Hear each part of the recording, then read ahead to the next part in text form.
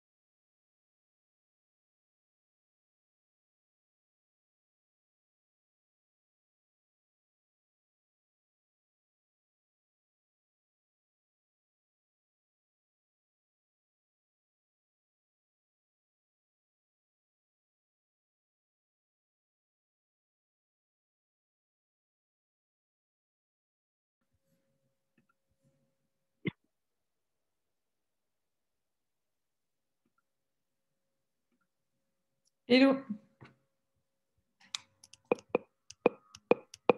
Salut. Ça va? Alors,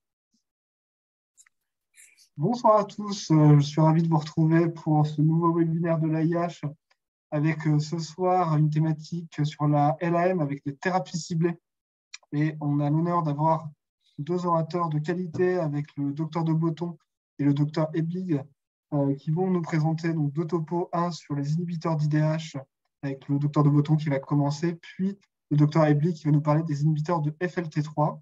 Alors, ce webinaire a été, a été réalisé sous le soutien institutionnel du laboratoire Servier. Je vous remercie pour l'aide technique. Et nous allons directement commencer avec le docteur de Botton qui va nous parler des inhibiteurs d'IDH. Je vous rappelle que vous pouvez poser des questions avec Com et Caroline qui sont ici présentes. On relaiera vos questions pour pouvoir débattre à la fin des topos. Voilà, je vous laisse commencer, docteur de Botton. Écoutez, merci beaucoup pour cette invitation. On va essayer de faire un survol de cette thématique. Alors, pour savoir si un médicament est intéressant, il faut savoir quel est le rôle physiopathologique de la mutation elle-même dans la leucémogenèse. On considère en général que ces événements IDH1 et IDH2 sont des événements relativement précoces, au moins dans un tiers des cas.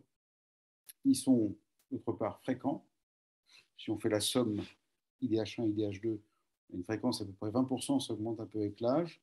Et il y a bien sûr des traitements qu'on va détailler. Alors, il s'agit de mutations hétérozygotes et dans une cellule normale, l'enzyme IDH1 ou IDH2, elles sont localisées à des endroits différents, qui dans le cytosol, qui dans la mitochondrie pour IDH2, vont transformer l'isocitrate en alpha-cétoglutarate avec une réduction du NADP en ADPH. Les formes mutantes, comme il s'agit de mutations hétérozygotes, vont donner naissance dans la même cellule à la persistance d'enzymes sauvages qui auront la même réaction et des enzymes mutées sous forme de dimères mutés ou d'hétérodimères. Et ces enzymes vont transformer l'alpha-cétoglutarate en 2-hydroxyglutarate dans sa forme dextrogir.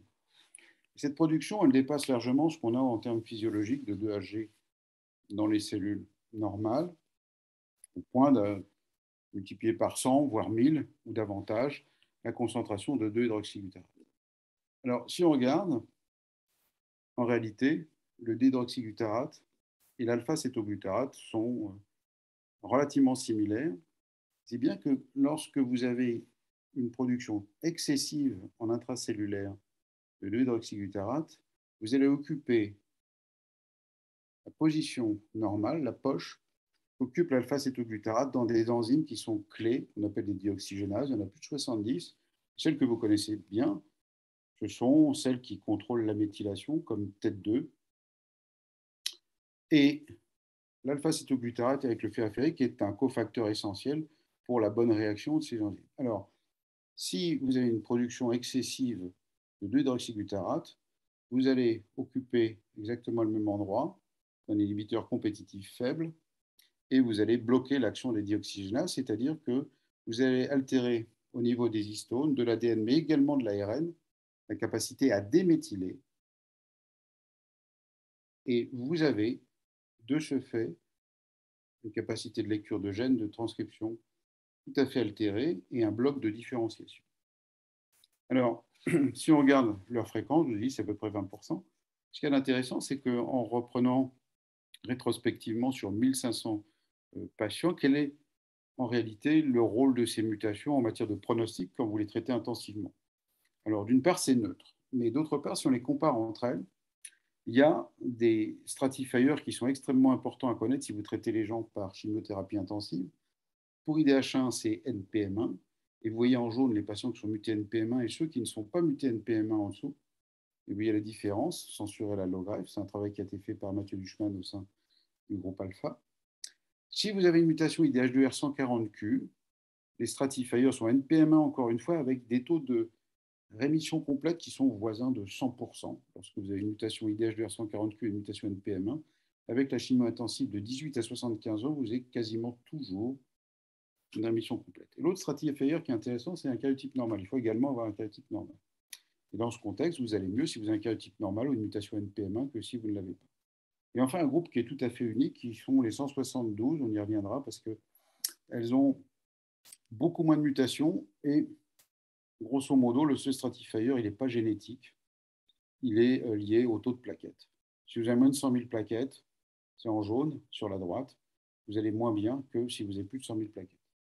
On a trouvé que ces formes étaient plutôt bons répondeurs à la chimiothérapie en matière de survie, c'est-à-dire que grosso modo, dans les études allemandes en particulier, on trouve que ça ne se passe pas trop mal. C'est-à-dire qu'en fait, ce sont des maladies qui progressent lentement, qui ont des survies qui sont plus longues que pour les LAM de novo classiques qu'on voit avec les IDH1 et IDH2. Alors, ici, on a la chance d'avoir 3 inhibiteurs, 2 qui sont approuvés, l'énazidenib et l'ivosidenib. L'énazidenib est approuvé aux États-Unis en rechute ou réfractaire. L'ivosidenib est approuvé partout, en première ligne, en rechute ou réfractaire.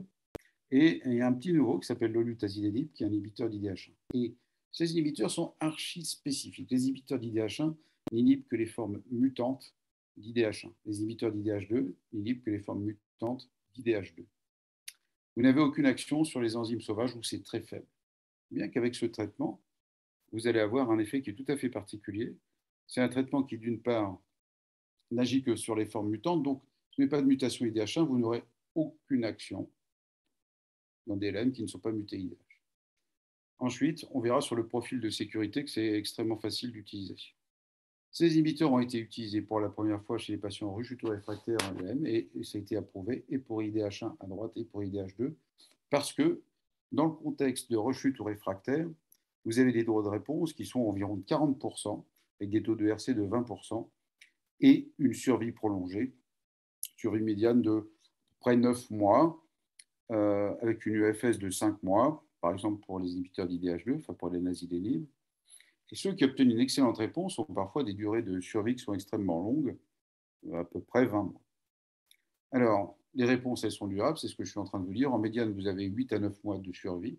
Mais en revanche, ceux qui obtiennent une rémission, voire une rémission moléculaire, ont des survies très prolongées, près 20 mois pour l'ivosidenib. Et c'est la même chose pour les nazidenib. Donc, des taux de réponse élevés et des réponses durables dans le contexte rechute ou réfractaire. Ensuite, ce sont des produits qui sont très simples d'utilisation. Comme ils n'ont d'action que sur les enzymes mutées, vous pourriez à la limite éventuellement prendre de l'énazidenib, inhibiteur d'IDH2, des formes mutantes R172 et surtout R140Q, on verra pourquoi. Vous aurez un effet sur le GT1-1 et avec une élévation de l'hyperbilirubinémie de la bilirubine. C'est possible, c'est à peu près un tiers à 40% des cas. Ça n'a aucune traduction clinique.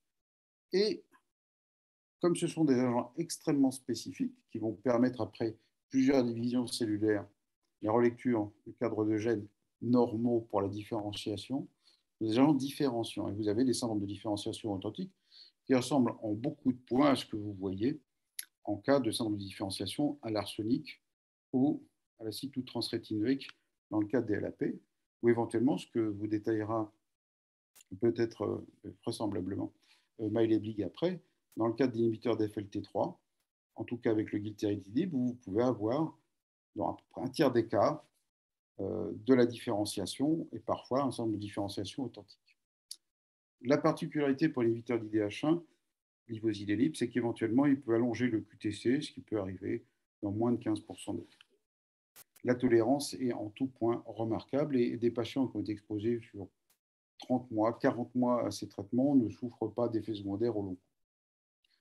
Alors, les syndromes de différenciation, je vous dis, ils sont exactement superposables à ce qu'on voit avec l'ATRA, et on l'a décrit en 2018 dans le JAMA Oncologie, avec sur la gauche signes et symptômes associés, respiratoires, fièvre, insuffisance rénale, parfois des lymphadenopathies qu'on voit dans les formes avec différenciation monocytaire, CIVD, prise de poids, œdème, et on a le souvenir d'un patient qui avait pris 40 kg avec un Kaplan-Meier syndrome, des épanchements des séreuses, pleurales ou péricardiques. Le traitement, il est relativement simple. C'est exactement la même chose que pour le traitement des syndromes de différenciation à l'ATRA ou à l'ATO, ou l'arsenic trioxyde, c'est-à-dire de la dexaméthasone, et interrompre le traitement. Sauf qu'ici, la demi-vie est très longue, 35 heures pour les nasidénib, si bien que la persistance dans le corps est suffisamment longue pour que, si vous arrêtez le traitement, l'efficacité en matière de décroissance de l'intensité du syndrome de différenciation n'est pas manifeste d'emblée. Mais dans les formes graves, on recommande de l'arrêter. Alors, il s'agit d'un syndrome de différenciation classique, c'est un agent différenciant, c'est-à-dire que dans les cellules différenciées matures, vous allez trouver au sein des neutrophiles la mutation persistante, IDH2, par exemple ici, et ces cellules sont parfaitement fonctionnelles. C'est la première fois qu'on faisait une démonstration de fonctionnalité d'agents qui permettait la différenciation de cellules tumorales en neutrophiles. Et ici, vous voyez, par comparaison des donneurs, ces cellules sont fiables et sont capables de phagocyter parfaitement des billes de latex comme des neutrophiles de patients ou de personnes normales. Donc, ce sont des agents différenciants purs. Très peu de cytotoxicité. Le traitement, il est toujours efficace pour supprimer la production excessive de 2-HG pour les mutations R140Q avec les nasidénib ou les mutations R132, C, GH, que sais-je, avec l'ivosidenib. Ça marche quasiment toujours. Vous normalisez toujours le 2-HG. Vous allez me dire, ils ne répondent pas tous. La physiopathologie du 2-HG est plus complexe que ce qu'on anticipait, mais surtout, ça vous montre, ce n'est pas un marqueur de réponse obligatoire. Si vous ne l'avez pas de normalisation du 2-HG avec une mutation à 140Q, c'est que peut-être le patient ne prend pas le traitement ou qu'il y a un obstacle à sa prise. Mais normalement, dans tous les cas, vous y arrivez. Ça veut surtout dire que chez les non-répondeurs, les clones ne sont pas dépendants de cette mutation. En effet, la leucémogénèse est bien plus complexe, il ne s'agit pas de maladie monogénique. Et donc ici, vous ne ciblez qu'une mutation et c'est tout. C'est de l'archispécificité du traitement. Alors, il y a des résistances primaires, bien sûr, puisque tous les patients ne répondent pas. Et de manière extrêmement logique, nous avons trouvé que le nombre de mutations associées est associé à la réponse. Plus vous avez de mutations associées, ici par exemple plus de 6, eh bien les taux de réponse vont être de 16% contre 29% si vous avez moins de 3 mutations. Ça sera confirmé dans différentes études successives pour les inhibiteurs d'IDH2, IDH1. Même chose, si vous utilisez les inhibiteurs d'IDH2 ou d'IDH1, le type de mutation est très important. Et ça, vous le reverrez également, c'est ce que Maël développera sans doute. Si vous avez une mutation de prolifération, des mutations de la signalisation en particulier, avec FLT3, NRAS, KRAS, en miroir PTPN11, les taux de réponse sont très faibles. Alors ici, vous avez une indication, ce qu'on appelle les RTK pathway, lorsqu'elles sont mutées, les taux de réponse sont inférieurs à 10%, voire 0 quand vous avez des mutations de FLT3. Ça souligne l'importance, lorsque vous avez des patients en rechute ou en récidive, de donner la primeur à ceux qui vont répondre. C'est-à-dire, si vous avez une mutation FLT3, il faut les traiter par des anti-FLT3 et pas des inhibiteurs d'IDH. Les résistances secondaires chez les patients qui ont répondu sont très intéressantes. Vous avez l'évolution clonale classique avec apparition de mutations de signalisation, un tiers des cas, des mutations dans les facteurs de transcription qui assurent les différenciations ou de le remodelage de la chromatine ou l'épigénétique, mais surtout, dans un tiers des cas, ce qui est très intéressant, ce qui montre l'addiction à la production de AG, vous avez un gain, une sélection de mutations IDH1 ou IDH2. Si vous avez une mutation, par exemple IDH1, vous voyez apparaître une mutation IDH2 concomitamment.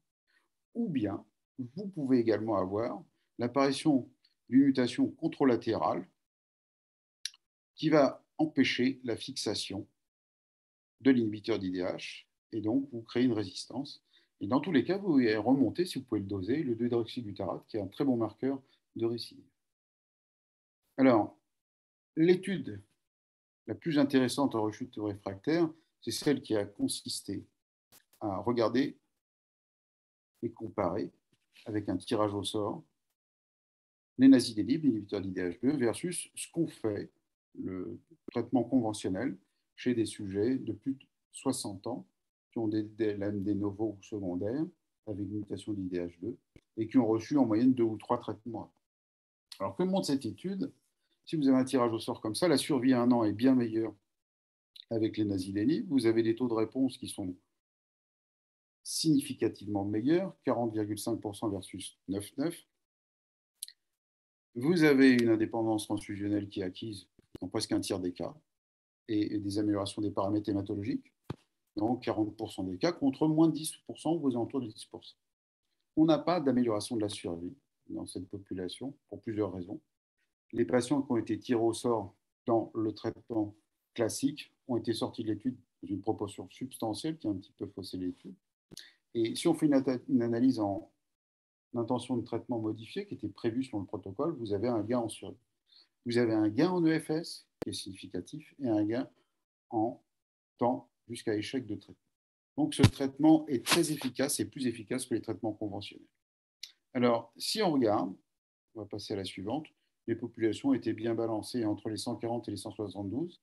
La sous-question qui est posée ici, c'est est-ce que l'inhibiteur a la même efficacité dans les mutations 140 et les autres qui sont les 172, qui ont une particularité qu'on va voir tout de suite. Donc, entre les deux, il n'y a pas de biais de randomisation, ça, il n'y avait pas de souci.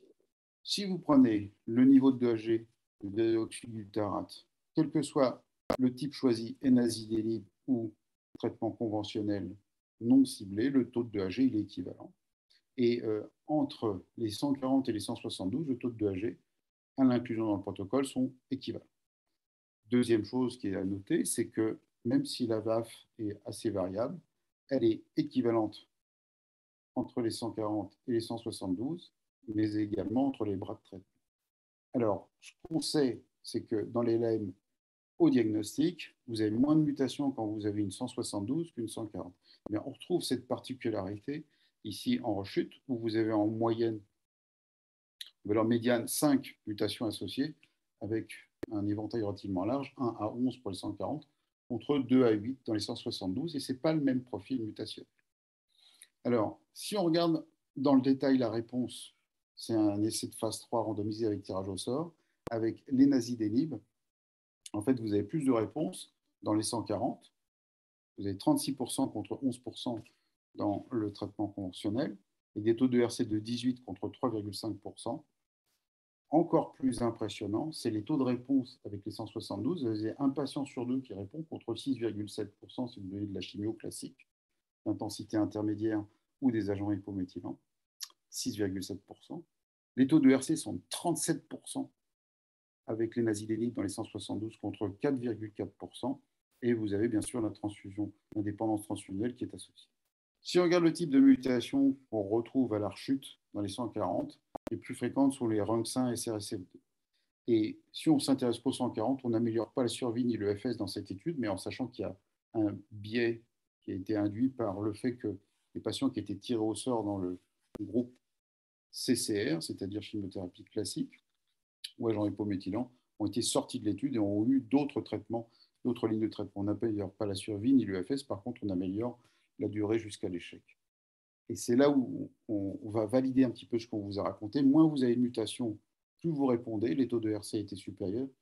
Moins vous avez d'événements qui sont associés à la mutation, et c'est vraiment la mutation qui génère la maladie, la 172, eh bien vous améliorez dans ce contexte la survie, vous passez de 7,8 mois à quasiment 15 mois, 14,6 mois.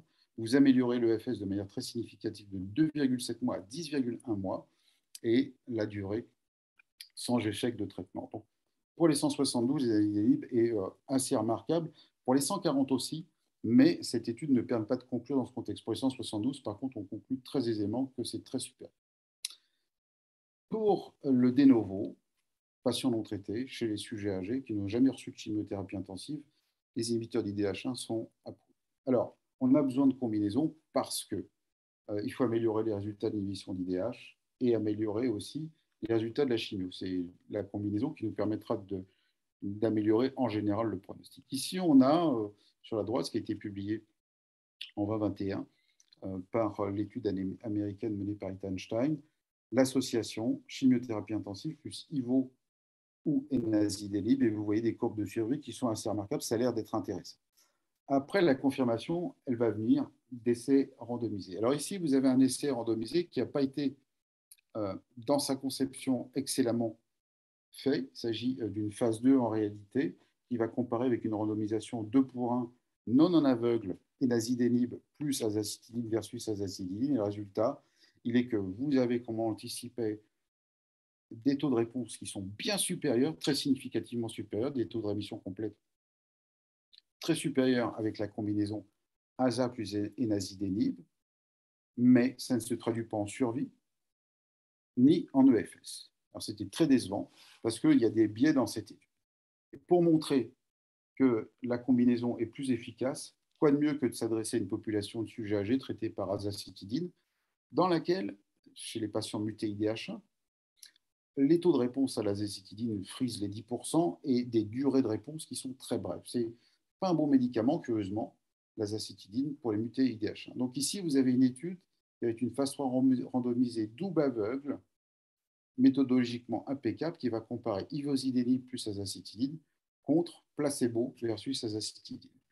L'étude est une étude internationale, mais le point très important, c'est qu'elle a été interrompue prématurément. Initialement, il était question de randomiser 100 patients par bras.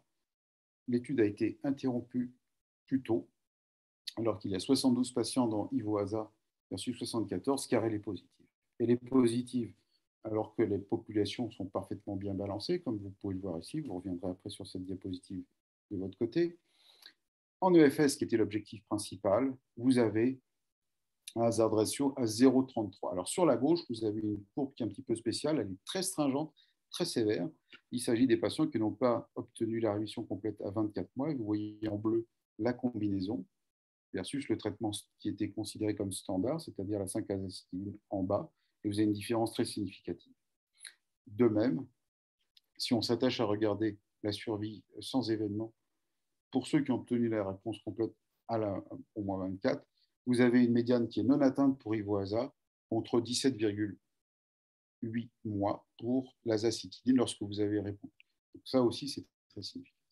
Le point magnifique, même si ce n'était pas l'objectif primaire, mais c'est encore mieux, c'est que la survie médiane est triplée. Vous passez de 7,8 mois à 24 mois en utilisant la combinaison IVO-AZA. C'est une démonstration méthodologiquement infaillible et très puissante. Les taux de RC sont meilleurs comme attendu, comme on l'a vu avec les nazidéniques plus AZA. Avec IVO plus AZA, vous avez 47% de RC contre 15% dans l'AZA. C'est très significatif. CR plus CRH, 52,8% contre 17,6%. C'est très significatif. Et des taux de réponse globaux de 62,5% contre 18,9%. C'est très significatif.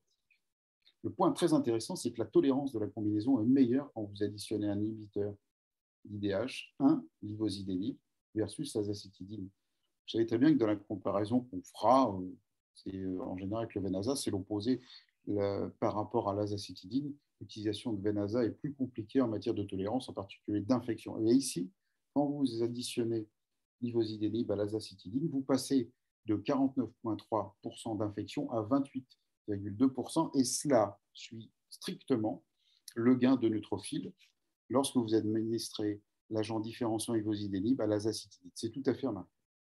Alors, quelles sont les prochaines étapes? On a toujours envie de faire davantage, donc azacitidine plus ivo, plus vénétoclax. Il semblerait qu'on augmente un petit peu les réponses, mais on augmente aussi la toxicité. C'est moins facile de maniement. C'est très intéressant. On verra peut-être chez des sujets un petit peu plus jeunes, pas ces sujets très âgés qui ne peuvent pas supporter la chimiothérapie intensive, l'utilisation de ces triplettes qui pourraient peut-être être intéressantes. En tout cas, en termes de réponse, ça a l'air assez puissant, mais pas facile à mettre.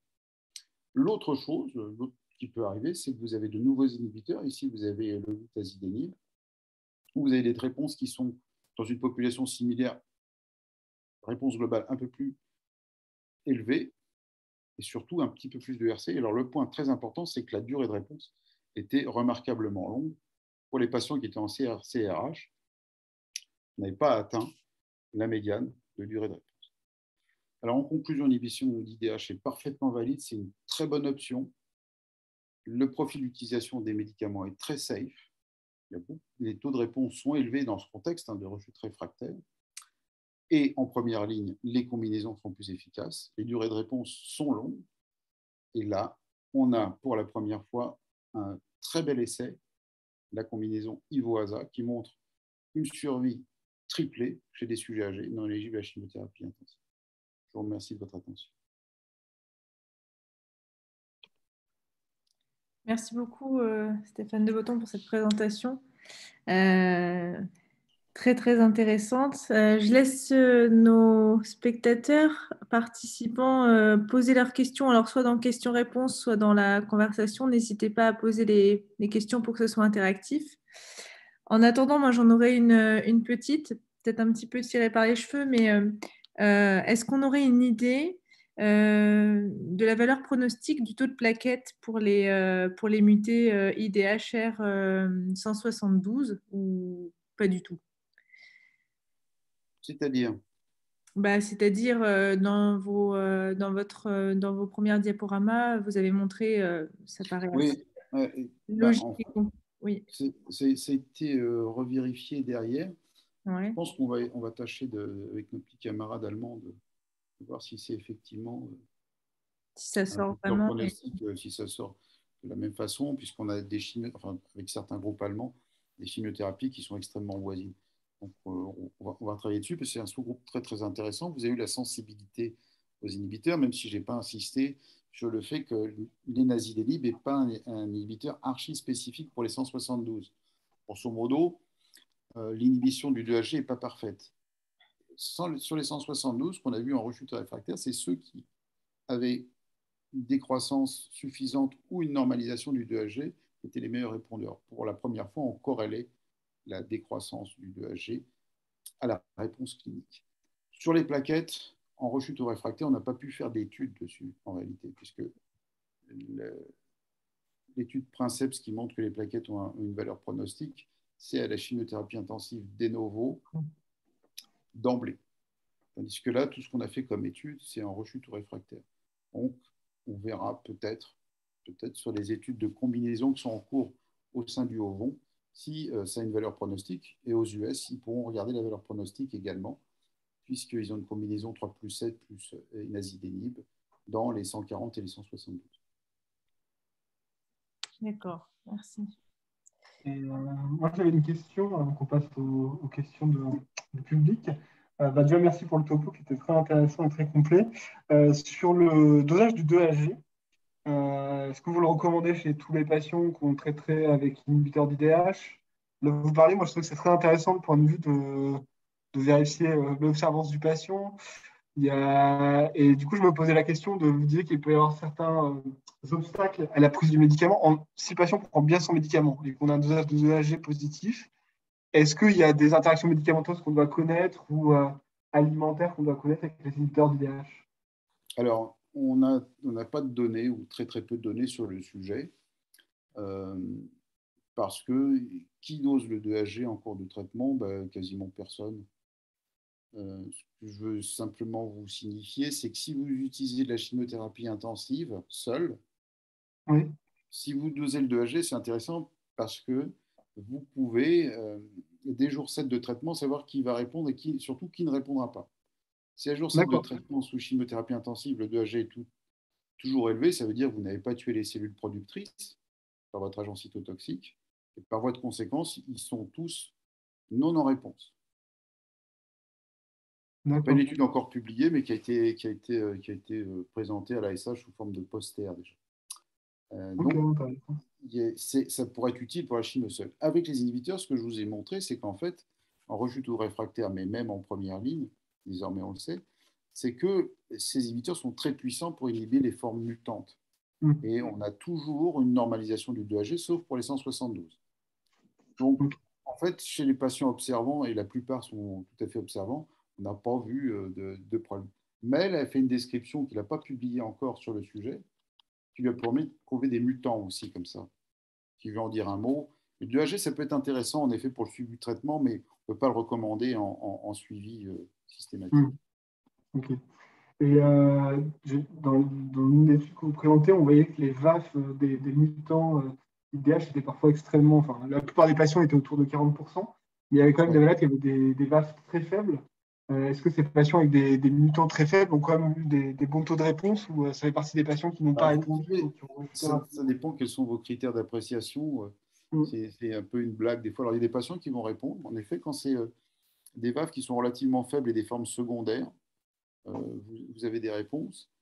Plus la VAF est faible en rechute réfractaire, c'est en général que vous vous retrouvez dans une situation post-blastique. C'est pour ça que d'aucuns ont dit que si la VAF était plus faible, il y avait des taux de réponse qui étaient un petit peu meilleurs.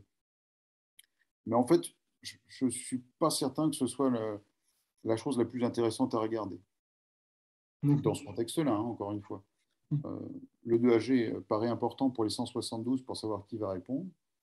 Après, la VAF elle-même, d'ailleurs, dans les 172, la VAF, qu'il s'agisse de LM au diagnostic ou en rechute, elle est toujours un petit peu inférieure, en tout cas au diagnostic, elle est toujours un petit peu inférieure à celle des 140 et des 132 pour les IDH. Bon, j'insiste pas beaucoup sur la VAF parce que ça ne nous aide pas beaucoup en réalité. Ça a servi d'argument pour dire qu'on négativait la maladie résiduelle en biologie moléculaire par PCR digital, mais si vous avez un petit clone, ce n'est pas un exploit non plus. Donc, bon. Je vais juste rebondir sur les questions qui ont été posées par les internes sur la session questions-réponses rapidement. Vous en avez déjà parlé en cas de commutation IDH-FLT3. Vous nous aviez dit qu'il faut plutôt privilégier l'anti-FLT3, n'est-ce pas? C'est sans ambiguïté. Maël reviendra peut-être dessus. Les inhibiteurs d'FLT3 d'abord sont enregistrés également et vous en avez à disposition ici. Donc si vous avez un mutant IDH2, vous n'avez pas d'inhibiteur parce qu'il n'est plus à disposition. Et même si vous avez un inhibiteur d'IDH1 en rechute ou réfractaire, un mutant FLT3, il faut utiliser l'inhibiteur d'FLT3. On l'a vu avec l'ivosidenib en rechute ou réfractaire. On l'a vu également avec le lutazidenib, qui est le nouvel inhibiteur, où vous avez zéro réponse dès que vous avez un mutant FLT3. Hein. Donc, vraiment, il n'y a aucune ambiguïté sur le sujet. La seule nouveauté que nous avons vue dans la combinaison, et ça c'est intéressant, ça rejoint ce qui a été vu avec le Venasa aussi, c'est que si vous avez une mutation FLT3 au diagnostic, chez des sujets non éligibles à la chimiothérapie intensive, et que vous donnez IVO plus azacitidine, les taux de réponse sont équivalents que vous ayez une mutation FLT3 ou pas. C'est ce qu'on sait aussi dans les chimiothérapies intensives. Hein. Si vous avez un 3+7 ou un 3+7+, inhibiteur d'FLT3, les taux de réponse sont à peu près équivalents au début. Là où joue la différence, ce sera sur les rechutes. Donc ça, on ne le sait pas encore. Mais en rechute réfractaire, il n'y a pas d'ambiguïté en monothérapie inhibiteur d'FLT3. Et toute dernière question, vous avez montré des courbes montrant une grande différence de survie entre les patients qui atteignaient la CR et les autres. Est-ce que lorsqu'un patient n'atteint pas la CR rapidement, vous switchez? Et si oui, vers quoi? Alors, ce qu'on a comme courbe de survie, c'est CR-CRH en rechute réfractaire. Alors, de toute façon, switcher, c'est un petit peu difficile dans ces études à l'époque. Or, aujourd'hui, avec le Venasa, même en rechute, sur les patients IDH, vous pouvez observer des longs répondeurs aussi.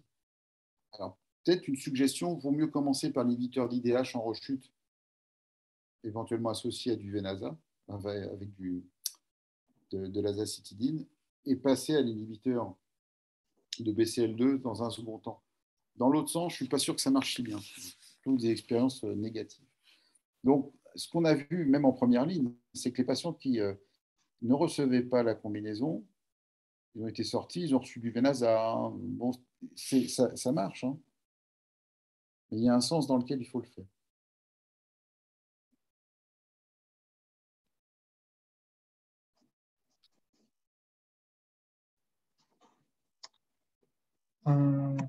Merci beaucoup pour ce repos. Je ne sais pas si vous avez d'autres questions, Caroline ou comme. On a une dernière question qui a été posée en effet sur, de nouveau on parle du 2AG, est-ce que la baisse du 2AG a déjà été corrélée avec l'apparition des syndromes de différenciation? Non, ce n'est pas corrélé avec les syndromes de différenciation. La baisse du 2H est très rapide, c'est-à-dire que dans la semaine, vous avez une normalisation. Et les syndromes de différenciation surviennent un petit peu plus tard, il faut laisser le temps. Vous avez vu dans la physiopathologie, c'est une inhibition compétitive des dioxygénases et il faut le temps qu'elles reprennent leur fonction avant d'engager la différenciation. Donc, vous les syndromes de différenciation très précoces que vous pouvez voir sur une promyélocitaire, ne serait-ce que quasiment les 72 heures, c'est tout à fait possible. Et ex vivo, ça se comprend très bien, vous êtes au stade de promyélo. On le voit pas dans ce contexte-là. Donc, ça prend un petit peu plus de temps. Il n'y a pas de corrélation avec la pente de décroissance du 2Hg. Eh ben, merci beaucoup. Et encore, merci pour le topo qui était très clair. On a pu voir l'avancée de ces inhibiteurs. Maintenant, on va parler d'un deuxième type d'inhibiteur, donc les inhibiteurs de FLT3, avec le docteur Mel Eblig de Lyon, donc, qui va nous présenter ce topo. Yes, merci. Merci à tous. Merci de m'avoir invité pour cette soirée webinaire. Je vais tâcher de partager mon écran. Petite seconde. Toc. Toc. Hop. Alors, on voit l'écran. Voilà. C'est bon, on le voit en entier. Ok. Il n'y a pas de coupure. C'est parfait. Donc, j'ai la lourde tâche de passer après Stéphane. Donc, je vais essayer de vous faire rêver un peu comme les inhibiteurs d'IDH dans la leucémie aiguë myéloïde. Mais là, on rentre dans des hémopathies, a priori, de présentation souvent différentes. De façon assez générique, et pour un peu introduire le concept finalement de la biologie moléculaire dans la leucémie aiguë, en fait, c'est quelque chose de très hétérogène et qui, en fonction finalement de la genèse de la pathologie, qui souvent s'inscrit finalement dans une temporalité, c'est-à-dire est-ce que ça va être une leucémie du sujet jeune, une leucémie qui arrive dans un terrain plus âgé, ou alors qui fait suite à une autre hémopathie préalable, eh bien, l'architecture clonale et les événements moléculaires qui vont conduire à l'hémopathie et finir de sélectionner ce qui existait éventuellement déjà préalablement sont assez différents. Pour ce qui est de l'anomalie de FLT3, qu'elle affecte, qu'il s'agisse d'une duplication au tandem ou qu'il s'agisse d'une mutation ponctuelle ou qui affecte le domaine tyrosine kinase, on considère qu'il s'agit plutôt quand même d'événements secondaires tardifs dans la genèse de la pathologie. Et donc, du coup, ça permettra quand même, quand on a compris ce concept-là, que de cibler cette anomalie peut avoir une certaine faiblesse ou une certaine fragilité. C'est-à-dire que vous ne ciblerez que, globalement, le clone terminal qui a fini de se sélectionner sur ce qui préexistait déjà antérieurement. Ce qui est assez différent, finalement, d'IDH. Comme vous l'a dit Stéphane préalablement, et que vous pouvez voir là, par exemple, sur cette slide-là, eh bien, c'est qu'IDH est souvent considéré comme un événement fondateur, que du coup, en utilisant une cible, eh ben, on va toujours, mais souvent, venir cibler le clone fondateur, ou du moins les éléments clonaux les plus primitifs. Donc, une fois qu'on a compris ça, on a un peu plus de facilité à appréhender pourquoi finalement, et je vais peut-être être un peu provoque, mais pourquoi les inhibiteurs de FLT3 ne fonctionnent pas aussi bien que ce qu'on attendait. Je ne vais pas parler d'échec, mais on avait beaucoup d'espoir sur ces inhibiteurs, première génération, deuxième, bref, tous ceux qui sont arrivés. Et finalement, quand on a commencé à s'en servir, on s'est rendu compte que certes, ça marchait, mais souvent, ça ne marchait pas longtemps ou ça échappait assez rapidement. Et on va voir ça un petit peu après. Alors déjà, pour revenir juste sur ce que c'est l'ITD, qui est globalement la principale mutation qu'on va retrouver dans les leucémies aiguës myéloïdes, où il y a des mutations qui affectent ce gène, FLT3, ça va toucher à peu près un tiers des patients atteints de leucémie aiguë myéloïde au diagnostic, donc c'est assez fréquent. C'est même surtout très fréquent chez les LM des nouveaux, c'est-à-dire globalement les patients qui n'ont a priori pas de forme secondaire. On le rencontrera beaucoup moins dans les leucémies aiguës qui font suite à des syndromes myélodysplasiques ou des syndromes myéloprolifératifs. Donc globalement, une anomalie moléculaire qu'on retrouve plutôt sur des leucémies, on va dire, du sujet jeune, donc ce ne soit pas tout à fait vrai. C'est souvent associé à un karyotype normal, et puis depuis bien longtemps, on a repéré que cette anomalie moléculaire conférait un avantage extrêmement péjoratif Et lorsqu'on regarde les plus anciens essais cliniques, finalement, sur déjà les essais 3+7 qui ont une vingtaine d'années, bah, en fait, on voyait que les patients avec les anomalies d'FLT3 ne répondent pas si mal à la chimiothérapie quand on les compare finalement aux autres, mais par contre, sont associés à un très haut potentiel de rechute. Et puis, secondairement, on a identifié que bah, la quantité d'allèles mutés par rapport à la proportion d'allèles sauvages conférait, elle aussi, un mauvais pronostic, ce qui fait que dans la classification ELN 2017, que je montrerai juste un petit peu après, on intégrait le ratio allélique comme étant facteur pronostic, et plus particulièrement défavorable lorsqu'il était à plus de 0,5. Et puis enfin, la taille des duplications semble être aussi pronostic, leur localisation sur la protéine, si elles sont localisées dans le foyer bêta, etc. Là aussi, rentre probablement dans la classification, du moins dans la pronostification de ce type d'anomalie, bien que ça ne rentre pas en pratique classique ou de routine dans leur appréhension.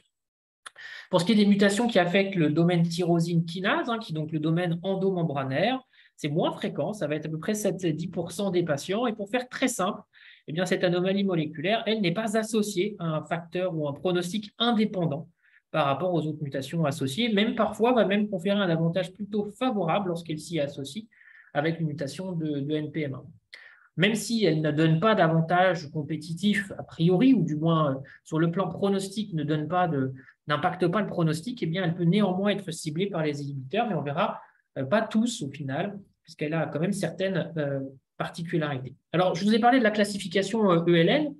Dans le ELN 2017, je ne sais pas si vous voyez ma souris, enfin, du moins j'espère, on retrouvait l'anomalie FLT3 et TD un petit peu dans tous les sous-groupes, quoi, finalement. Et donc, en gros, les favorables, c'était les patients qui n'avaient pas des mutations d'FLT3, mais un ratio inférieur à 0,5. C'est dans les intermédiaires, on retrouvait toujours l'ITD, mais si c'était associé à une PM1 et que c'était supérieur à 0,5, ou alors lorsque c'était sans NPM1, mais un ITD low, et puis après, ça passait en défavorable si c'était un ITD seul, avec un haut ratio allélique. Bon, c'était globalement réparti une espèce de boubli-boulga d'FLT3 en favorable, intermédiaire, défavorable. Finalement, dans la nouvelle classification ELN 2022, et vous m'excuserez pour la qualité médiocre de cette photo, mais je n'ai pas trouvé je n'ai pas eu le temps de refaire le tableau, mais celle-là, je l'ai shooté à l'EHA. Globalement, en fait, les choses se sont un peu gommées, et en fait, cette modification de répartition de la mutation d'FLT3 qui disparaît du groupe défavorable définitivement, et qui finalement remonte en intermédiaire et favorable, est liée à l'intégration de l'utilisation des inhibiteurs de FLT3 de manière systématique, plus particulièrement l'amidostorin, qui gomme finalement une partie de cet effet défavorable maintenant dans le pronostic des DLL. Si bien qu'aujourd'hui, on ne considère plus le ratio allélique, puisqu'il n'avait aucun impact, une fois qu'on traitait les patients par amido dans les Seratify, disparition de l'impact du ratio ITD.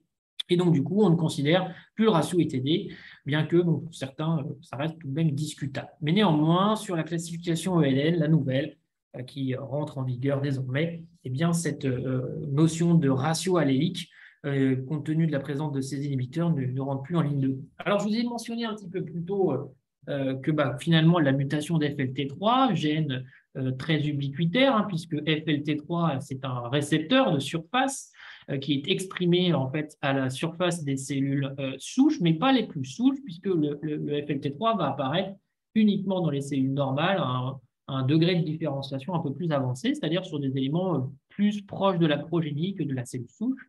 Mais néanmoins, ce récepteur est largement impliqué dans la régulation de la prolifération de cette progénie. La valeur pronostique de l'ITD n'est plus à démontrer, et ça, c'est un peu un argument en faveur de son ciblage. Le fait que ça peut induire une résistance et puis surtout une tendance à la rechute, là aussi, il faut des arguments en faveur de la cible.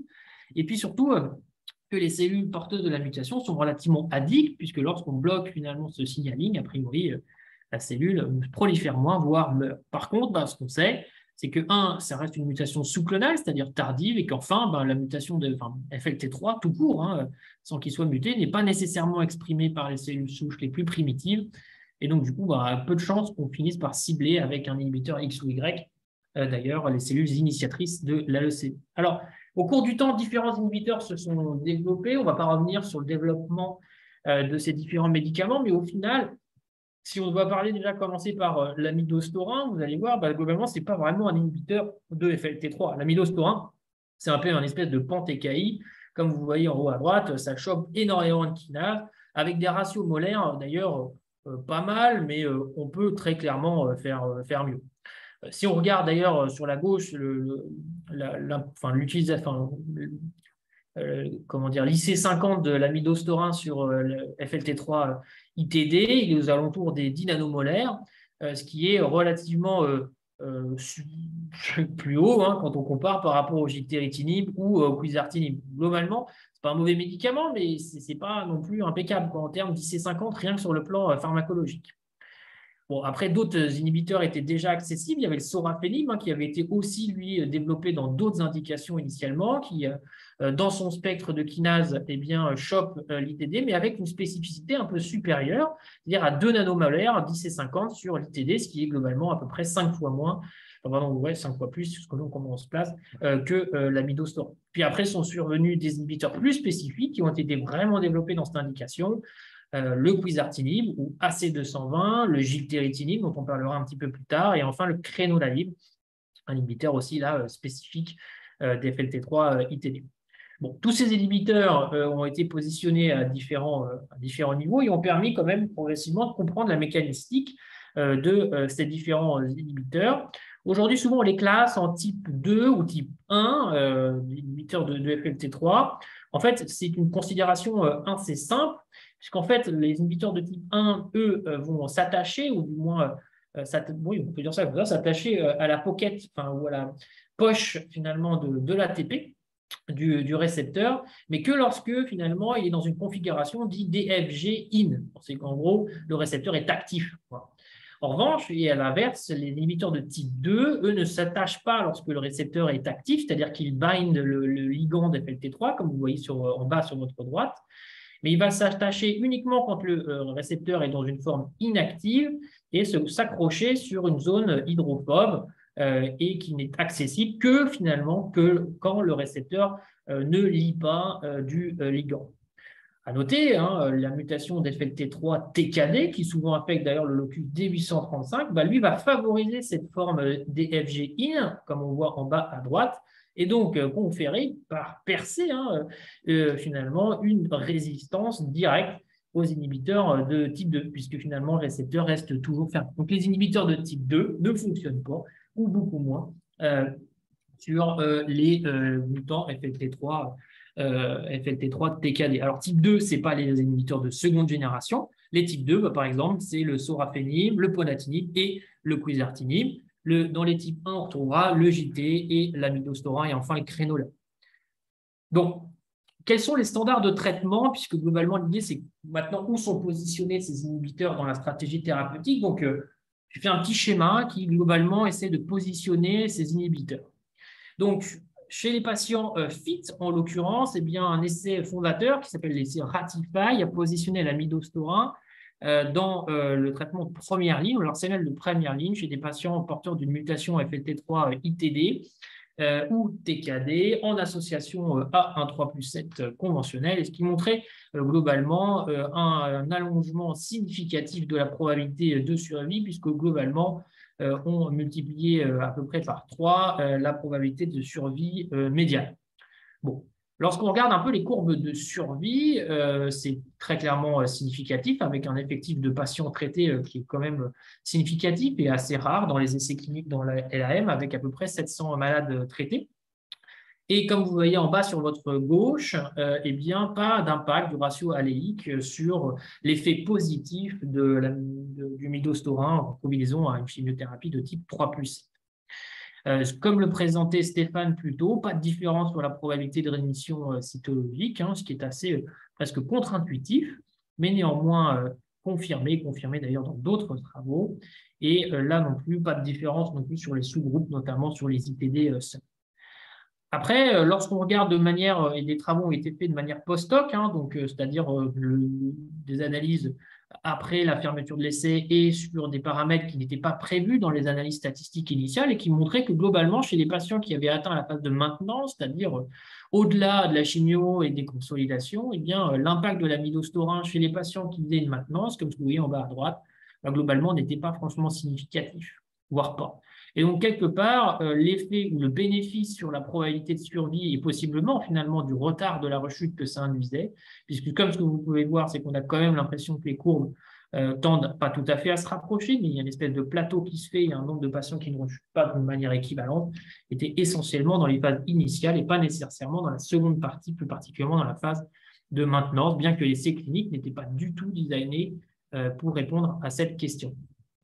Un point intéressant, et on en parlera un petit peu après, c'est qu'est-ce qui se passe chez les patients qui rechutent. Et comme on l'a mentionné un peu au début, eh bien, sans grande surprise, un certain nombre de patients rechutent sans mutation FLT3 ITD. Ce qu'on peut voir, en fait, c'est à peu près la moitié des malades qui rechutent, traités par 3+7 midostaurine, quand ils rechutent, et bien ils rechutent sans la mutation. Si on doit comparer chez le groupe contrôle, c'est-à-dire les patients traités par un 3+7 sans midostaurine, la probabilité de rechute sans ITD ou TKD, elle est inférieure à peu près à 20%.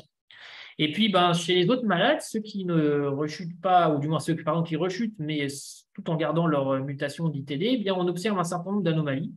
Il y a souvent des insertions qui augmentent, l'acquisition de mutations secondaires, plus particulièrement de voies sélectionnantes à haut potentiel, j'allais dire, proliférants, donc des mutations qui confèrent des avantages proliférants, plus particulièrement des mutations qui affectent la voie MAP kinase, ou enfin tout simplement de switch, donc un clone qui va complètement être modifié sur son ITD.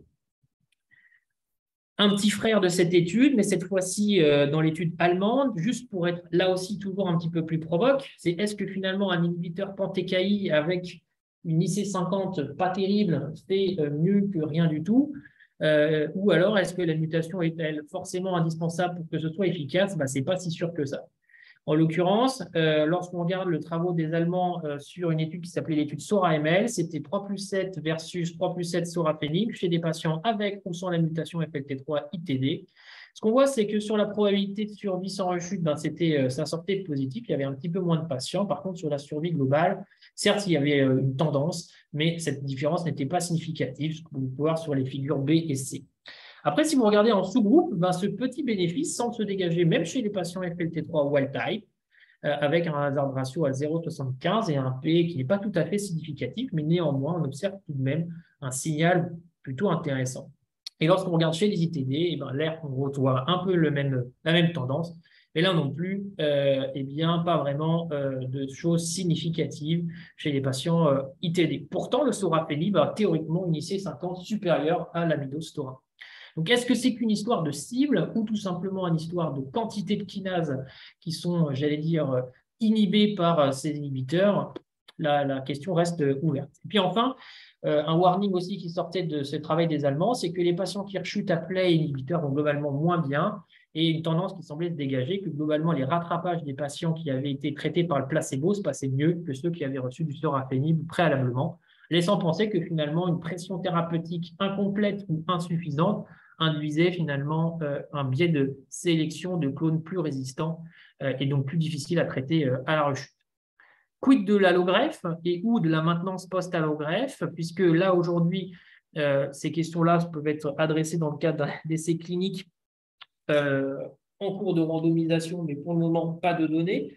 Un travail néanmoins très intéressant qui avait été là aussi mené par l'équipe allemande sur un essai qui s'appelait SORMAIN, l'étude de phase 2, qui randomisait 2 attitudes thérapeutiques, 40 patients par mois, et qui semblait suggérer qu'une maintenance post-allogreffe par sorafenib permettait de réduire le risque de rechute et donner un gain en termes de probabilité de survie globale, mais néanmoins auprès d'une toxicité non négligeable. Pour en avoir fait un petit peu du sorafenib, je peux vous dire que ça décape les boyaux, surtout en post-allogreffe, et des problématiques d'overlap sur la toxicité, puisque ça a une toxicité cutanée quand même assez particulière. Le sorafenib est parfois difficile de différencier d'une GVH, bien évidemment par le biais de biopsie. Parfois ça aide, mais pas si évident que ça de management. Mais néanmoins, ce premier travaux qui suggèrent qu'une maintenance post-allogreffe permet quand même de réduire significativement ce risque de rechute. Pour ce qui est du patient unfit, traitement intensif, toujours en première ligne, quid du azacitidine venetoclax? On en a un petit peu parlé, même si ce n'est pas du gilteritinib ou si ce n'est pas un inhibiteur de FLT3, Est-ce que cette nouvelle ligne de traitement est-elle si efficace chez les patients avec une mutation FLT3-ITD? En l'occurrence, si on regarde les taux de rémission complètes, que vous pouvez voir sur votre gauche, c'est complètement superposable au ITD ou au FLT3 dit wild-type. Globalement, les mettre en rémission, ce n'est pas trop un problème. Par contre, lorsque vous regardez sur votre droite, la courbe de survie, globalement, c'est beaucoup moins séduisant que les données de Bial et A, puisqu'on a clairement l'impression que les rechutes se font tout de même très rapidement avec une différence d'approximativement 2 mois et demi en termes de probabilité médiane de survie globale. Et cette différence ici qui n'était pas significative chez les patients FLT3 avec ITD.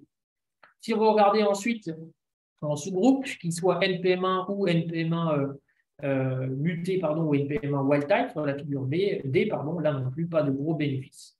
Donc finalement, aza-venetoclax, quand on a un FLT3 ITD, certes, ça donne des bonnes réponses complètes, aux alentours des 60%.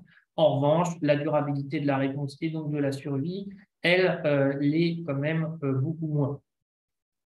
Dans ce contexte, avec un essai clinique qui avait été lui aussi très attendu, sur lequel personnellement, je m'étais dit, alors, ça va être génial, ça va bien marcher, et qui s'appelait l'essai LACE-WING, qui comparait 3 bras, en l'occurrence gilteritinib plus azacitidine et enfin azacitidine solo, sur des patients en première ligne et inéligibles à une chimiothérapie intensive, a été un échec cuisant, puisqu'il n'y avait aucune différence en termes de probabilité de survie dans tous les sous-groupes. Donc, je resterai très succinct sur cette étude. En tout cas, l'endpoint principal qui était l'OS, échec, aucune différence. C'est assez intéressant parce que ce qu'on voit finalement, c'est qu'aucune différence de survie, mais par contre, lorsqu'on a les probabilités de réponse, finalement, il y a une différence qui, elle, l'est. On regardera, quand on regarde un peu plus en détail, on voit que le taux de rémission complète est superposable, AZA versus JT-AZA, c'est exactement ce qu'on a vu sur les AZA monothérapies d'AZA-ML 001. Par contre, il y a plus de rémission, ou du moins de rémission composite, avec en gros des récupérations hématologiques incomplètes, bien plus dans le bras AZA plus gilteritinib. Néanmoins, même si on observe, du moins même s'il y a plus de réponses, ces réponses ne sont pas durables et les malades rechutent très rapidement, avec probablement des thérapies ou des stratégies de salvage post-thérapie qui, là aussi, sont peut-être plus compliquées dans le bras JT-AZA, puisque les patients qui ont reçu JT-AZA n'ont pas pris de gilteritinib en rechute, beaucoup moins, alors que les patients traités par azacitidine, eux, ont été exposés au gilteritinib dans leur rechute et qui potentiellement gomment l'effet bénéfique de la combinaison initiale. Mais néanmoins, s'il y a un petit bénéfice, il est vraiment minime, voire quasi inexistant. Cette fois-ci, si on regarde chez des patients toujours nouvellement diagnostiqués, une nouvelle attitude qui peut être intéressante, c'est la triplette. Maintenant, on en entend de plus en plus parler. Pourquoi pas faire aza-veneto-gilteritinib?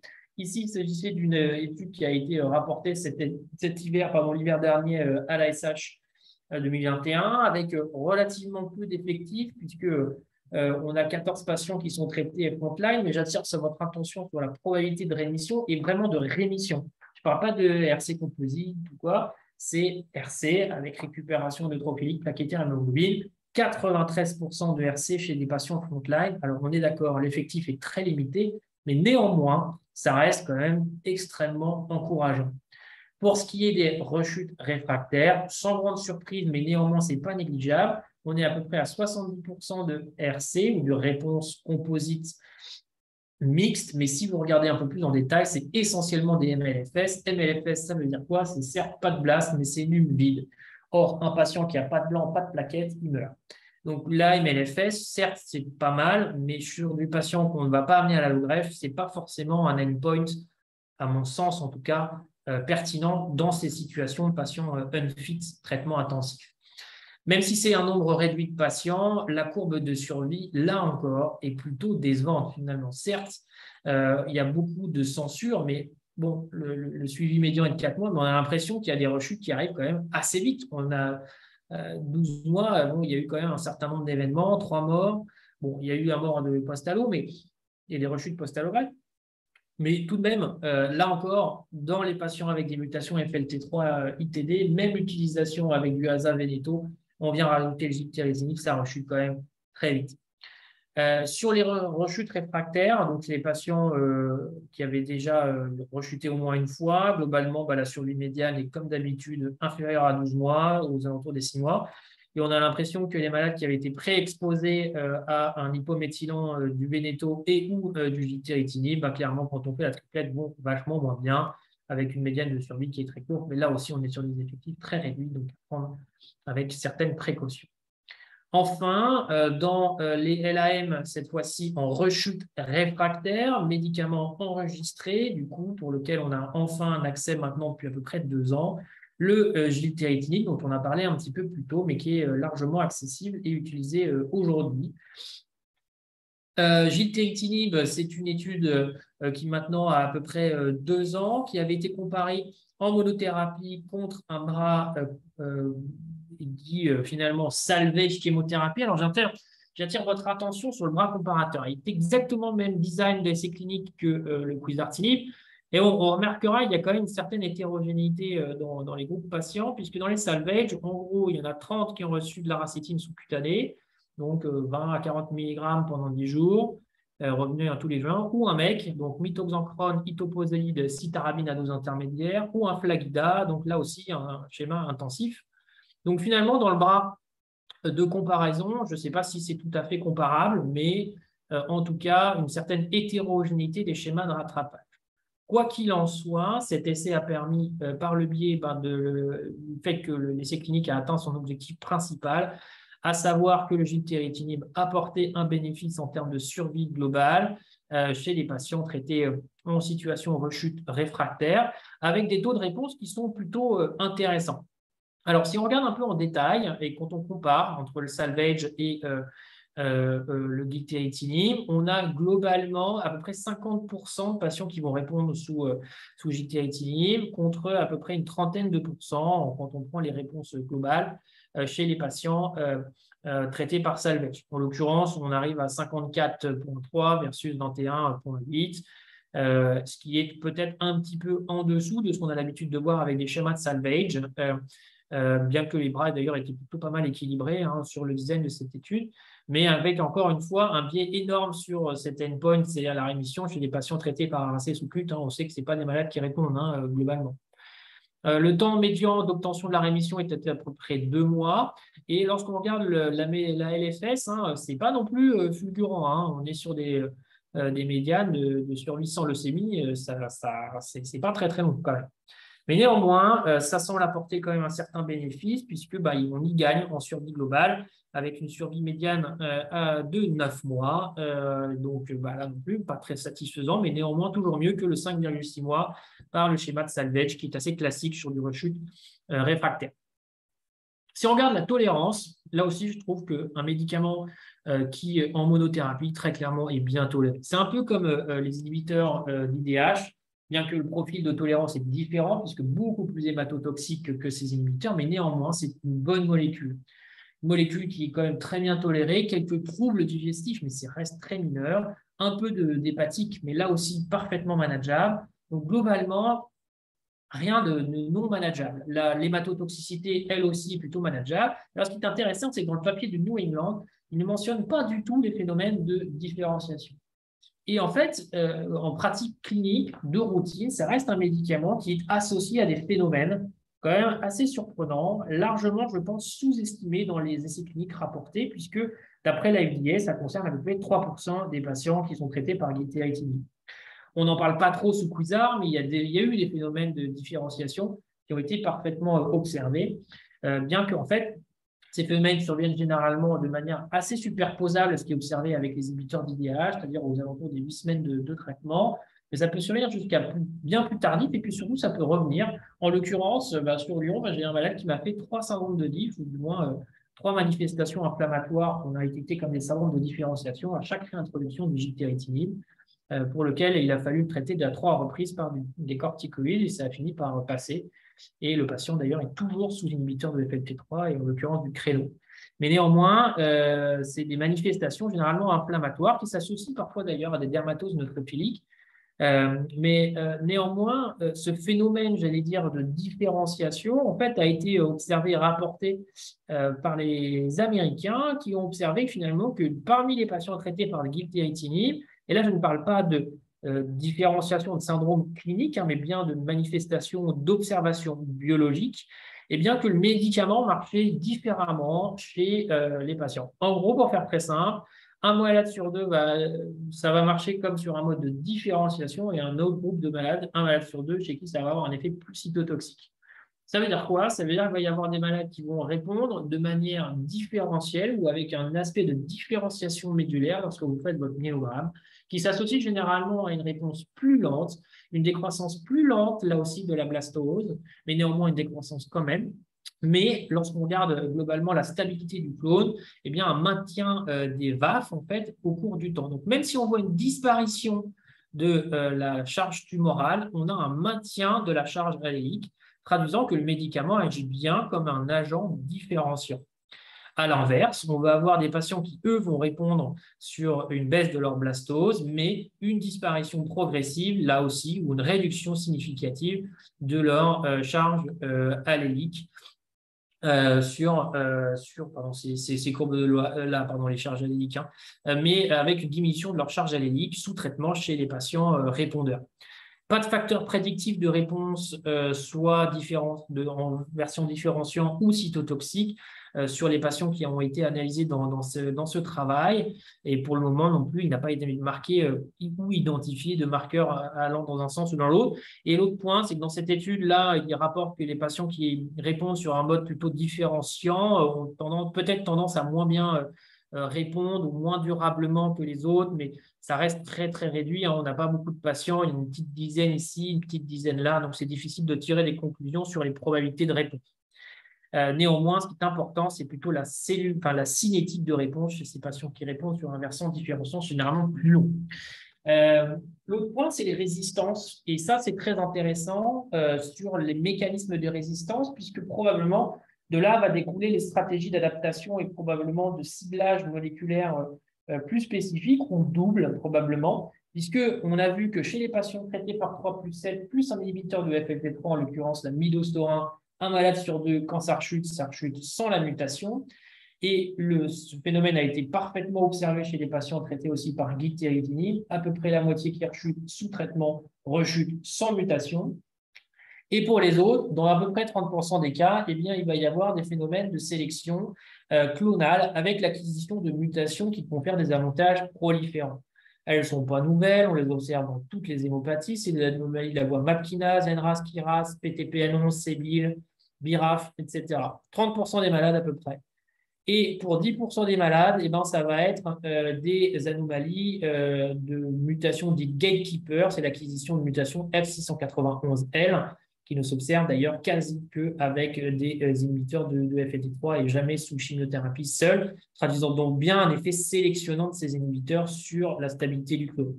Et pour le reste, eh ben, on va avoir des petites acquisitions de mutations, mais ça reste vraiment mineur. Et donc, ce qu'on peut observer, hein, d'ailleurs, c'est vraiment l'émergence ou la sélection, puisque généralement, les présences de ces mutations, enfin, du moins les mutations affectant la voie MAP kinase ne sont pas présentes au diagnostic, ou parfois de manière sous-clonale. On va les voir apparaître au fur et à mesure du temps, écraser le clone antérieur, prendre le dessus et empêcher le fonctionnement convenable du médicament. Et l'autre point intéressant, c'est que ce n'est pas la présence initiale de la mutation au diagnostic qui fait que les malades répondent moins. Par contre, ils ont plus de chances de rechuter sous gilteritinib ou d'ailleurs probablement le créneau avec l'expansion du clone initialement présent. Donc, les mutants initiales répondent comme les autres, ceux qui ont un clone NRAS, KIRAS au diagnostic, ils répondent comme les autres. Par contre, généralement, quand ils rechutent, c'est avec une sélection de ce clone préexistant. Mais certains apparaissent sous pression de traitement. Et des stratégies, en tout cas in vitro, ont été explorées, une combinaison d'inhibiteurs de MEK, donc une kinase upstream de la voie MAP kinase, en association à des inhibiteurs de FLT3 comme le gilteritinib et qui permet de restaurer la sensibilité de ces types d'inhibiteurs. Là aussi, j'ai été amené à utiliser ce type de stratégie chez un patient en vue d'une bridge du transplant, combiner le trametinib avec du gilteritinib qui, au-delà d'une toxicité cardiaque un peu limite, s'est soldée par la récupération de la sensibilité de l'inhibiteur et permettre de conduire le patient à une allographie. Pour finir, cette fois-ci, une stratégie intéressante et là aussi plutôt innovante, récemment rapportée cette année à l'ASH chez les patients en rechute réfractaire, gilteritinib plus venetoclax chez des patients en situation rechute réfractaire non préalablement exposés à l'une ou l'autre molécule. Pourquoi je vous montre ces résultats? Puisque probablement aussi une stratégie intéressante dont certains sont peut-être servis, mais qui offre, j'allais dire, de belles perspectives, en tout cas en situation de bridge to transplant, puisque la combinaison orale de 2 médicaments pris par la bouche eh bien, va permettre chez ces patients, généralement associés à un pronostic extrêmement défavorable, d'obtenir une clairance blastique dans à peu près 80% des cas. Le taux de rémission, j'allais dire, avec la bonne récupération hématologique, eh ben, elle est, chez les ITD, elle est aux alentours des 20%, ce qui n'est pas négligeable. On a quand même une grosse majorité de malades qui ont une MLFS. Donc, ça veut dire une numération, un sang qui est vide de tout élément. Mais néanmoins, ça permet d'obtenir des clairances blastiques et des bonnes réponses plutôt pas si mal chez des patients chez qui, jusqu'à présent, en dehors du gilteritinib, on ne pouvait pas leur faire grand-chose. D'ailleurs, ce qui est intéressant, c'est qu'en projet de bridge to transplant, ce n'est pas si mal. C'est-à-dire que si on arrive à proposer cette stratégie chez les patients qui reçoivent la greffe, globalement, la probabilité de survie est tout de même plutôt intéressante. L'autre chose, c'est que les patients qui répondent, plus que ceux qui ont une MLFS, donc une réponse composite, ont une tendance à avoir une survie prolongée, ce qui, pour des patients en rechute réfractaire atteints d'une mutation d'FLT3 et TD, 12 mois, c'est plutôt pas mal, bien que les effectifs, là aussi, sont encore un petit peu courts. Si les patients avaient été préalablement exposés à un autre inhibiteur de FLT3, puisqu'il ne fallait pas avoir reçu le JT pour autant là-dedans, SORA, MIDO, ne semblait pas avoir beaucoup d'impact sur la probabilité de réponse. Donc au total, et pour finir, je crois que j'ai fait à peu près mes 30 minutes, peut-être un peu à l'excès, eh bien, les inhibiteurs de FLT3 continuent leur petit bonhomme de chemin, sont actuellement évalués en première ligne en combinaison pour le gilteritinib à un 3+7 comparé à la midostaurin. En rechute réfractaire, là aussi, des combinaisons intéressantes avec du venetoclax, plus particulièrement avec le gilteritinib, et puis qui remontent les lignes progressivement avec des triplettes qui ont probablement aussi un bel avenir. Des médicaments qui, certes, dans leur développement, ont un peu de mal à démarrer, et dans leur maniement, qui nécessite tout de même une certaine appréhension de leur fonctionnement, mais qui restent des médicaments là aussi plutôt bien tolérés et qui deviennent maintenant, je pense, une arme indispensable dans le traitement de ces leucémies aiguës, mais néanmoins, et malgré la présence de ces inhibiteurs, des stratégies alternatives, allogreffe, peut-être d'autres choses, ou thérapies cellulaires non allogéniques, sont absolument indispensables, puisque malgré ces médicaments ciblés, eh bien, la rechute n'est jamais très très loin. Merci à tous de m'avoir écouté et je suis ouvert pour les questions. Eh bien, nous vous remercions, nous aussi très chaleureusement pour cette belle présentation. On invite évidemment tous les participants à poser leurs questions dans le Q&R ou dans la discussion, puisqu'avec Caroline et Pierre-Edouard, nous allons les relayer. Nous allons poser quelques questions dans le temps bref qui nous reste. Tout d'abord, la première question, par exemple, en première ligne, quand on a 3+7 plus anti-FLT3 et qu'on a passé la consolidation, est-ce que vous préconisez la poursuite d'un anti-FLT3 en maintenance ou pas? Alors, du coup, je vais tâcher d'y répondre. C'est pas simple, en fait, et ça s'appuie sur pas nécessairement grand-chose, en tout cas de publier, puisqu'aujourd'hui, dans les stratégies de maintenance, si je prends le groupe des patients avec une mutation DEF, FLT3, ITD ou TKD, on va avoir globalement deux options. C'est-à-dire qu'on va avoir l'amido, en gros, en maintenance, et possiblement l'onureg.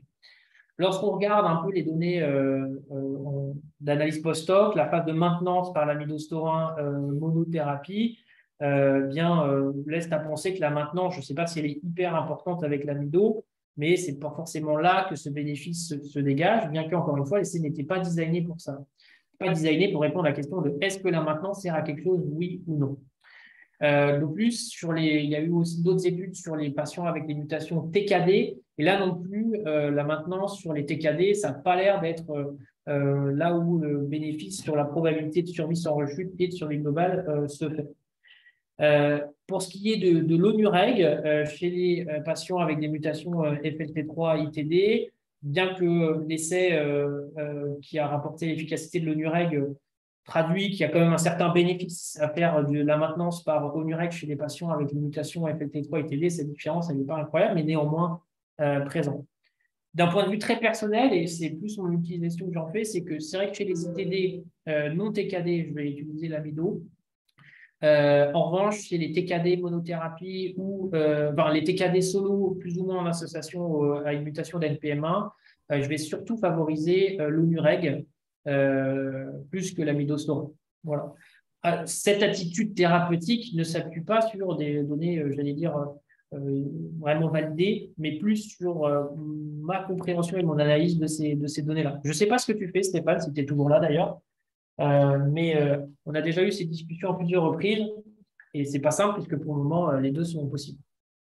Et donc, une question qui va exactement dans la suite de ce qu'on vient d'aborder. En cas de maintenance post-allo, faut-il surveiller la VAF pour arrêter le traitement en cas de perte du clone pour s'affranchir de la toxicité? Alors, est-ce qu'il faut surveiller la VAF, c'est ça, de l'ITD? Oui, ouais, exactement. Alors, en fait, c'est pas simple, la VAF. Deux choses, c'est que le test diagnostique et le ratio allélique, c'est pas une VAF, en fait, hein, c'est pas une fréquence allélique. Les pipelines NGS, d'ailleurs, ont mis beaucoup de temps à s'adapter pour que l'ITD ou l'insertion en tandem puisse être détectée ou intégrée par les programmes de bioinformatique comme étant une anomalie récurrente. Donc, maintenant, on les intègre dans les panels NGS, mais la VAF, ou du moins le monitoring de la MRD par NGS en routine, ce n'est pas encore quelque chose, j'allais dire, de classique. Et enfin, comme vous l'avez vu sur les données que je vous ai montrées sur l'efficacité de comment fonctionne le gilteritinib, au moins en monothérapie, on voit bien que ce type de médicament ne va pas forcément induire une réduction de la VAF chez certains malades quand on le fait en monothérapie. Maintenant, si on réfléchit sur le 3+7 et qu'on se dit que globalement FLT3 ITD est une anomalie plutôt secondaire, la persistance d'un ratio allélique ou du moins d'une VAF, si on peut appeler ça comme ça, d'ITD détectable post-rémission complète, est très, très hautement associée à un risque de rechute dans des délais extrêmement courts. Puisque c'est un peu comme ce qu'on sait, c'est quand il y a des persistances de mutation driver versus non-driver, les persistances de mutation non-driver sur de la MRD en NGS, c'est la rechute quasiment systématique et très rapide, pas toujours, mais très souvent. L'ITD, c'est ça, hein, c'est une mutation non-driver. Hein, donc, si on la voit persister, très clairement, on sait que la maladie n'est pas très, très loin et risque de rechuter. Donc, du coup, il faut peut-être effectivement avoir une stratégie alternative. Alors après, pour des chimiothérapies intensives, il y a une première conso qui arrive. Donc, généralement, l'IDAC ou la dose intermédiaire d'aracétine ou à haute dose sur les HDAC, parfois peut rattraper aussi des réponses insuffisantes post-induction. Et donc, il ne faut pas forcément tout de suite switcher post-induction si on détecte encore un petit peu de maladies résiduelles, si tant est qu'on utilise un outil de NGS pour rechercher la VAF de l'ITD. Donc, voilà. D'accord. Et enfin, dernière question. On le sait, donc, et vous avez commencé à y répondre dans la fin de votre topo, il existe des évolutions clonales, hein, même sous inhibiteur d'FLT3. Et donc, en rechute, est-ce qu'il faut privilégier une stratégie avec plusieurs thérapies ciblées ou aujourd'hui, faut-il encore se concentrer sur une chimiothérapie un peu multicible?